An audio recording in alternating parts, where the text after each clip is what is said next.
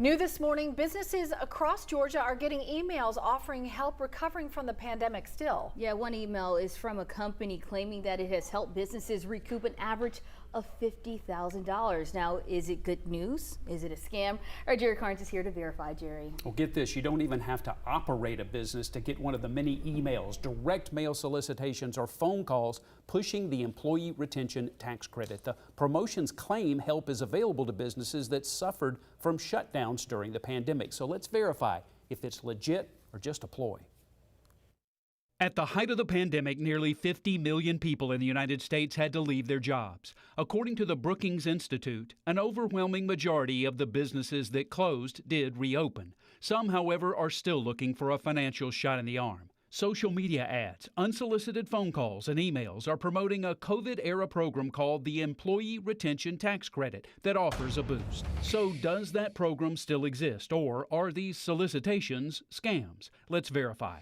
Our sources are the Internal Revenue Service and 11 Alive financial expert Andrew Poulos. According to the IRS, some businesses can still take advantage of the Employee Retention Tax Credit by filing an amended federal payroll tax return for 2020, 2021, or both. Businesses can get as much as $28,000 an employee, but the IRS says only a limited number qualify. It's based on revenue reduction or based on interruption of your business, but you'd have to be able to substantiate how you qualify. Poulos says some of the ads circulating claim that any business can qualify, but that's far from true. The IRS has issued warnings about employee retention tax credit scams that try to convince businesses they qualify when they don't. It's highly likely at some point the IRS will conduct an audit, and if they find that your position is not valid, that your business didn't qualify essentially, then you will have to repay those tax credits back with penalties and interest. The IRS says watch out for third parties who solicit and advertise their help getting you a tax credit. So we can verify that while the Employee Retention Tax Credit is still available to some businesses harmed by the pandemic, it doesn't apply to everyone, and claiming the credit when you don't qualify can lead to big problems.